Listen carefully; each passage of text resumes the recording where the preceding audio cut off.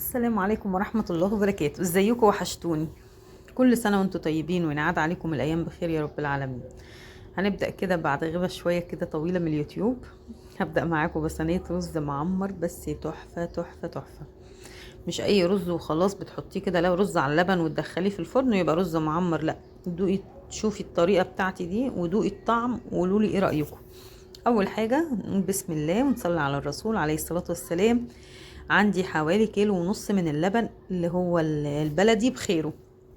اهم حاجه يكون بخيره كده وعلى وش قشطه بتاعته حلو كده جميل. هفضيهم في حله واحطهم يغلوا على البوتاجاز. ماشي، هحطهم يغلوا كده. تعالوا بقى نجهز الباقي. عندي كوبايتين من الرز غسلاهم، الرز المصري البلدي بتاعنا، غسلاهم كويس جدا، مش نقعهم ولا حاجه. هفضيهم في الصينيه اللي هدخلها الفرن. يا سلام، ولو الطاجن هيبقى اطعم واطعم. يلا ماشي، ما علينا. حطيت الكوبايتين الرز في الصينيه، وحطيت عليهم مقدار حوالي كيلو بتاع ده، كوبايه الا ربع من السكر، او السكر على حسب الرغبه يعني زي ما احنا بنحبه. شفت بواقي المكسرات اللي كانت باقيه من رمضان في التلاجة، لقيت عندي زبيب وجوز الهند، حطيت جوز الهند، بيبقى طعمه حلو جدا. وهحط عليه ربع معلقه من الفانيليا. ده رز معمر مسكر يا جماعه، مش حادق. احنا الشراقوه بيعملوه مسكر.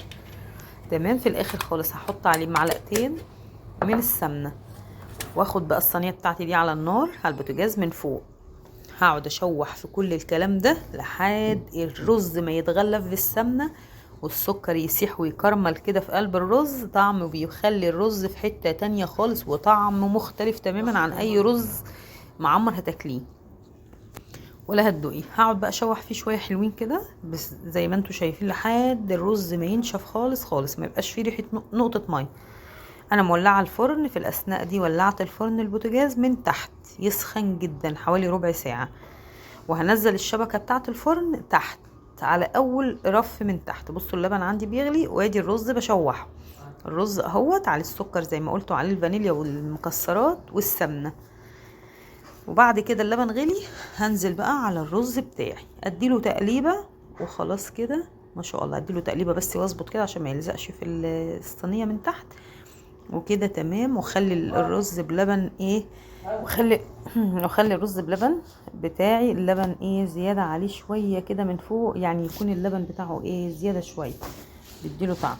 هنعمل ايه بقى؟ الخطوه المهمه جدا جدا في الفرن اهو. هتدخلي الصينيه في الفرن وهتروحي ايه مولعه الشوايه مع تحت. يعني انا ولعت البوتاجاز تحت خالص وولعت الشوايه. الشوايه هتخلي القشطه بتاعه اللبن كلها ترفع على وش الرز، ويعمل الطبقه الخطيره بتاعه الرز المعمر دي. بصوا ما شاء الله ما شاء الله، تحفه اللهم بارك، طعمه حكايه.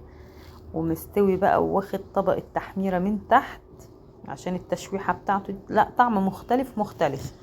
ما تنسونيش بقى في كلمة حلوة كده في التعليقات، ولايك وشير للفيديو وسبسكرايب لقناتي اللي على اليوتيوب للي أول مرة يشوف قناتي. اهو تعالوا بقى غرفي مش معجن، والرزاية مفلفلة كده، كل رزاية لوحدها، وطعمه حلو جدا. تقدري تقدميه في اي مناسبة، لو عندك ضيوف ولا عندك اي مناسبة تقدري تطلعي منه كده قطع وتحطيها زي الكيك كده، جميلة وطعمه حلو. شفتوا؟ خطير. كده استودعكم الله واشوفكم في فيديو جديد، والسلام عليكم ورحمة الله.